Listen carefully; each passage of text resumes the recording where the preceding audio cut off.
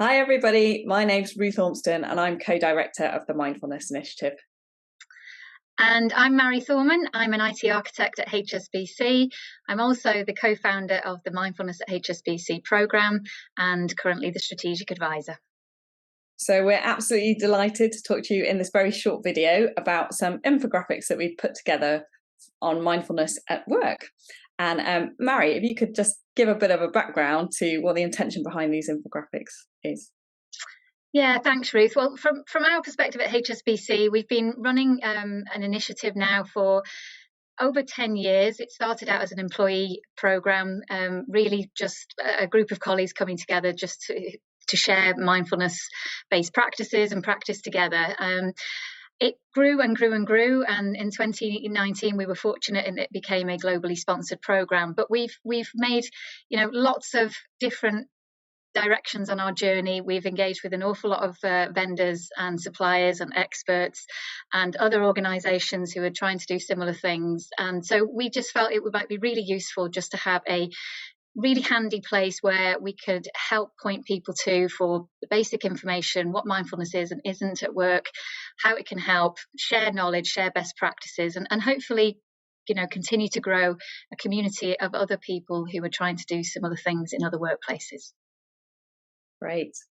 Yeah, and at the Mindfulness Initiative, we're obviously a policy institute. We look at the evidence base for mindfulness and compassion training across a whole range of different sectors.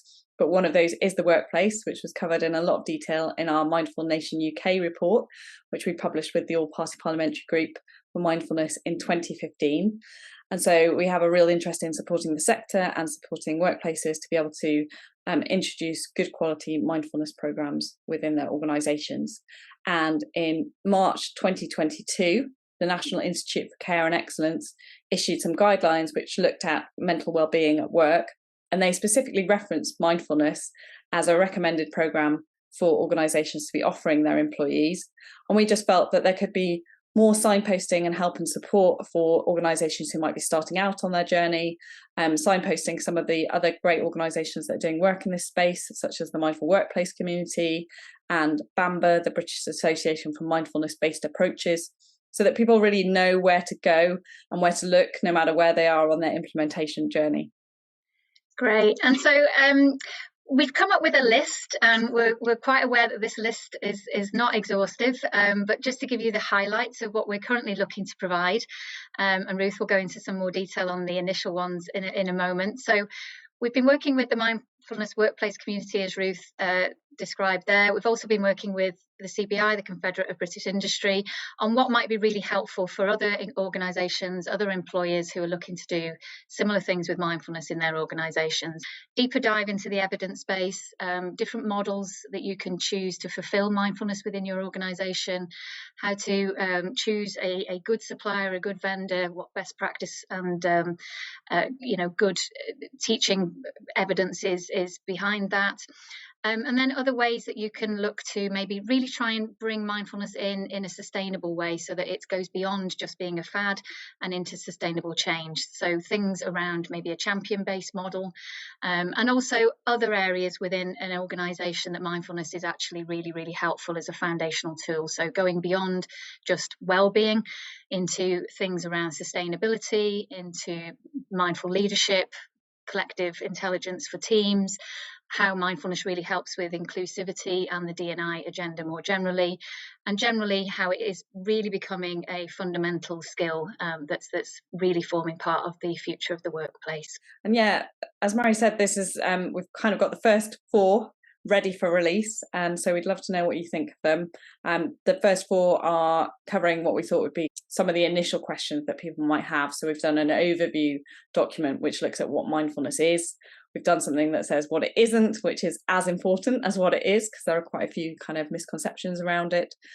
We've done a bit of a checklist on best practice, so some questions that you could be asking if you're looking at implementing mindfulness within your workplace.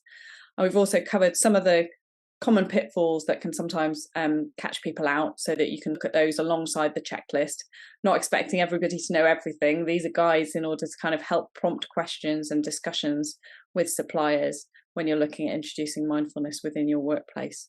And they're really meant to be engaging, short, so that because we know people are busy and don't have that much time on their hands, and so that you can kind of dip in and out of them, and they cross-refer to other ones, so that you can look at them there as well. That's it in a nutshell, really. And you can find them on the Mindfulness Initiative website, which is mindfulnessinitiative.org.